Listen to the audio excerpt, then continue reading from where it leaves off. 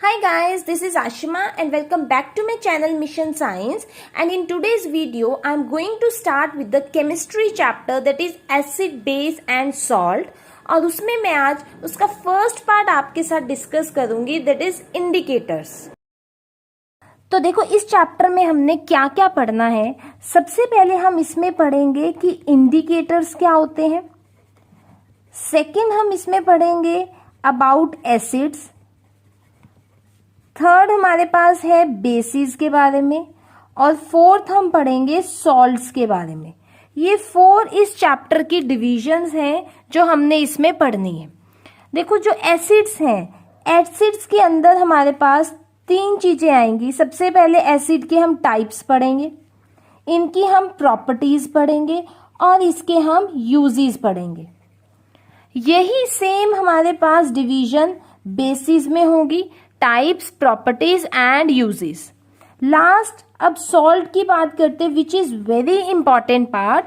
Salt में हमने क्या पढ़ना है, सबसे पहले सॉल्ट्स की प्रेपरेशन पढ़नी है, उनकी हम प्रॉपर्टीज पढ़ेंगे एंड देन उनके हम यूजेस को पढ़ेंगे, और कुछ इसमें इंटर कन्वर्जन्स हैं वो हम करेंगे। इंटर कन्वर्जन्स का मतलब कि वन सॉल्ट से अनदर सॉल्ट में हम कैसे कन्वर्जन कर सकते हैं। ठीक है, सॉल्ट पोर्शन बहुत इंपॉर्टेंट है। सेकेंडली पहले हम एसिड्स करेंगे, तो अगर आपको एसिड्स क्लियर होंगे तभी आप बेसिस को इजीली कर सकते हो, क्योंकि जो जो प्रॉपर्टीज हमने एसिड्स में करनी है वही सेम प्रॉपर्टीज हमने बेसिस में भी करनी है। तो आज मैं आपके साथ डिस्कस करूंगी इसका first part, that is about indicators. तो देखो इंडिकेटर्स का क्या मतलब है, नेम से क्लियर हो रहा है कि जो कुछ इंडिकेट करते हो। क्या इंडिकेट करते हो, that whether the solution is acidic in nature और it is basic in nature. कि अगर हमें सॉल्यूशन को डिस्टिंग्विश करना है वेदर इट इज एसिडिक और it is basic, we make use of indicators. और हम क्या कह सकते हैं, ये जो इंडिकेटर्स हैं इनको हम डाई भी बोलते हैं। आपने देखा होगा, आप कलर अपना कोई भी क्लॉथ है उसको आप डाई करवाने जाते हो, तो डाई से क्या हो जाता है, कलर चेंज हो जाता है। तो इसमें हमने यही पढ़ना है कि अगर सॉल्यूशन का कलर चेंज होता है अपॉन यूजिंग इंडिकेटर, तो वो कलर चेंज हमें क्या इंडिकेट करता है अबाउट दिस सॉल्यूशन। तो सबसे पहले हम इंडिकेटर्स में इसके टाइप्स देख लेते हैं कि हमारे पास in total there are 3 types of indicator. The first indicator is known as natural indicator, second one is synthetic indicator and third one is the olfactory indicator। ठीक है, 3 टाइप के हमारे पास इंडिकेटर्स हैं। अब देखो नेचुरल इंडिकेटर का मतलब क्या है, which is obtained from nature. जो नेचर से ऑब्टेन्ड होते हैं उनको हम नेचुरल इंडिकेटर बोलते हैं। फॉर एग्जाम्पल हमारे पास है इसमें लिटमस। जो लिटमस है ये कहाँ से बना है, लाइकन प्लांट से बना है। ये थैलोफाइटा टाइप की डिवीजन में लाई करता है। ठीक है, आपने पढ़ा होगा 9th क्लास में डाइवर्सिटी चैप्टर है, उसमें प्लांट्स की डिवीजन की थी, उसमें कोई एक डिवीजन थी दैट इज थैलोफाइटा, तो उसके अंदर ये लाइकन प्लांट लाई करता है। तो as litmus is obtained from the lichen plant, that's why it falls under the category of natural indicators. ठीक है, क्लियर हो गया। सेकेंड इज सिंथेटिक इंडिकेटर्स, जो मैन मेड होते हैं, जो फैक्ट्रीज में बनाए जाते हैं, उन्हें हम सिंथेटिक इंडिकेटर्स बोलते हैं। और इसमें आपने पढ़ना है about the methyl orange, first synthetic indicator, and second one आप इसमें पढ़ोगे फिनोप्थलीन के बारे में। ये आपका सेकेंड सिंथेटिक इंडिकेटर है। थर्ड टाइप ऑफ इंडिकेटर है दैट इज ऑल्फैक्टरी इंडिकेटर। ये स्मेल से रिलेटेड है, कि जिसमें हमें स्मेल से पता चल जाएगा कि वेदर इट इज एसिडिक और इट इज बेसिक। और इसमें जो एग्जाम्पल आएंगे वो आता है आपके पास अनियन एंड वेनिला एक्सट्रैक्ट। ये 2 एग्जाम्पल्स को हमने इसमें स्टडी करना है। देखो और भी बहुत टाइप के इंडिकेटर्स होते हैं, जैसे नेचुरल में ही बात करूं मैं, सेकंड एग्जांपल आपके पास टर्मरिक है, तो और बहुत सारे इंडिकेटर्स हैं, बट जो हमने यूज करने हैं वो कौन कौन से करने हैं? एक तो लिटमस को यूज करना है नेचुरल में, और सिंथेटिक में हमने मिथाइल ऑरेंज एंड फिनोप्थिलीन, ऐसे ही ऑल्फैक्टरी में onion and vanilla extract, right. इनके आपको कलर्स याद होने बहुत इंपॉर्टेंट है। आपसे क्वेश्चन पूछेंगे how you will test the nature of a solution, तो आपकी मर्जी है, आप चाहे उसको लिटमस पेपर से टेस्टिंग करो, चाहे आप मिथाइल ऑरेंज यूज करो, फिनोप्थिलीन यूज करो, that is up to you. ठीक है, क्लियर हो गया है? तो देखो सबसे पहले हम स्टार्ट करते हैं कि लिटमस इंडिकेटर क्या होता है। तो पहले तो आपको इसका न्यूट्रल कलर पता होना चाहिए कि इसका जो न्यूट्रल कलर होता है दैट इज पर्पल। ठीक है, ये इसका न्यूट्रल कलर होता है। अब एसिड एंड बेस में देखते हैं कि इसमें क्या चेंजेस आते हैं। देखो अगर मैं एसिड्स की बात करती हूं, एसिड्स में क्या होता है कि जो लिटमस है वो ब्लू लिटमस चेंज होता है हमारे पास रेड लिटमस में। ठीक है, कि जो लिटमस होता है वो आपके पास ये दो टाइप का होता है, दो कलर्स का होता है, one is blue colour and second one is red colour. तो अगर आपको एक सॉल्यूशन दिया है, let this solution be HCl, और इसमें हमने ब्लू लिटमस पेपर को डिप किया है, ठीक है, ये ब्लू लिटमस को डिप किया है, और आप क्या ऑब्जर्व करोगे कि ये जो ब्लू लिटमस पेपर है it changes its colour to red like this. तो अगर ये रेड में चेंज होता है, this shows that the solution in which you dip the litmus paper is acidic in nature. अगर आपको वो रेड लिटमस पेपर दे देते हैं और आप ऑब्जर्व करते हो देयर इज नो चेंज, तो नो चेंज भी क्या शो करेगा? It is acidic in nature, क्योंकि एसिड में सिर्फ ब्लू से रेड में चेंज होता है, रेड से ब्लू नहीं होता। तो ये दोनों आपको कंडीशंस पता होनी चाहिए, एग्जाम में किसी भी वे से वो आपसे पूछ सकते हैं। ये तो हो गई एसिड्स की बात। अब ऐसे ही हम बात करते हैं बेसिस में क्या होता है। तो बेसिस में जो रेड लिटमस है ये चेंज हो जाता है आपका ब्लू लिटमस में। ठीक है, एसिड्स का ऑपोजिट है red litmus changes into blue, but अगर आपको वो ब्लू लिटमस दे देते हैं तो इसमें क्या आ जाएगा? There is no change. तो ये दो कंडीशंस आपने बेसिस में याद रखनी है। ठीक है, क्लियर हो गया है? आप ऐसे याद कर सकते हो एसिड्स के लिए कि एसिड्स में आप ABR कि एसिड ब्लू से रेड में चेंज होता है।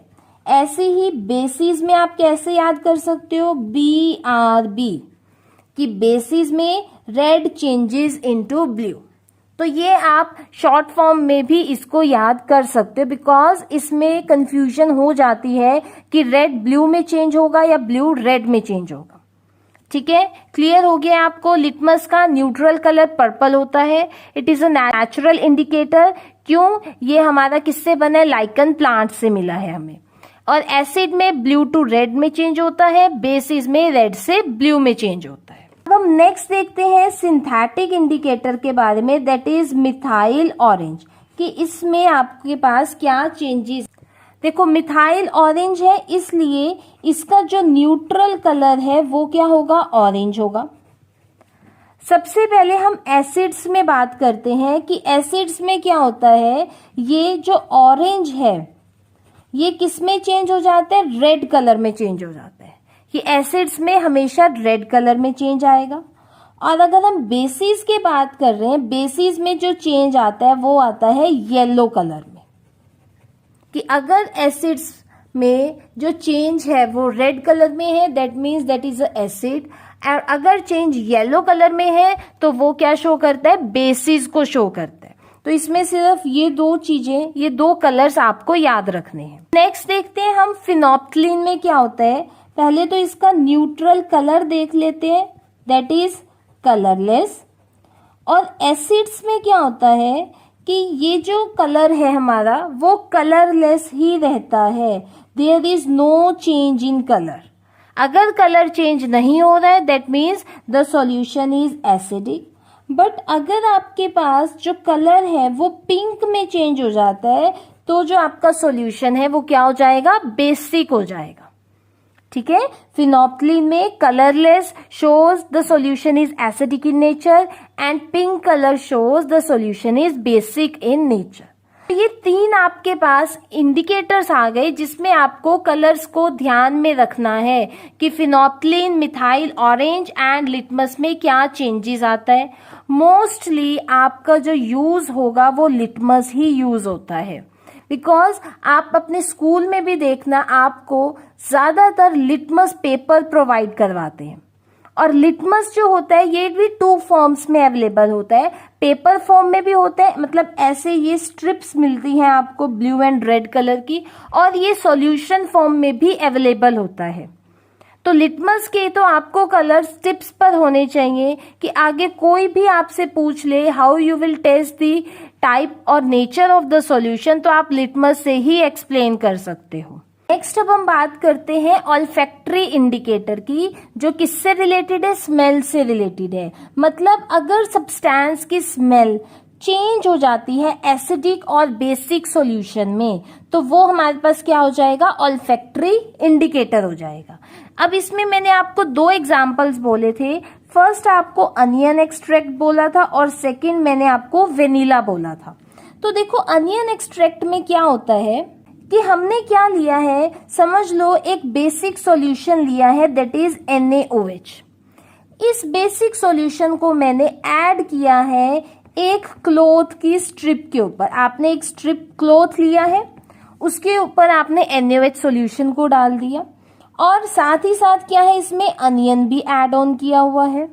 ठीक है, तो अब क्या होगा, मीन्स ये जो क्लॉथ है इसको समझ लो आप पहले अनियन के वाटर में डिप कर रहे हो तो उसमें अनियन की स्मेल थी, बट जैसे ही आपने उसमें बेस डाला आप क्या करते हो, you will not detect the presence of smell, you will not detect the onions smell, आपको अनियन की स्मेल ही नहीं आएगी। तो वो ये शो करता है कि जो आपने सॉल्यूशन ऐड ऑन किया है that is basic in nature. तो अनियन के केस में अगर स्मेल डिटेक्ट नहीं होती तो वो बेसिक इन नेचर है, बट अगर मैं एसिड की बात करती हूँ, समझ लो मैंने HCl को ऐड किया था ऐसे ही क्लॉथ स्ट्रिप पर जिसमें अनियन एक्सट्रैक्ट था, तो यहाँ पर क्या होगा, इसमें there is not destroying of smell.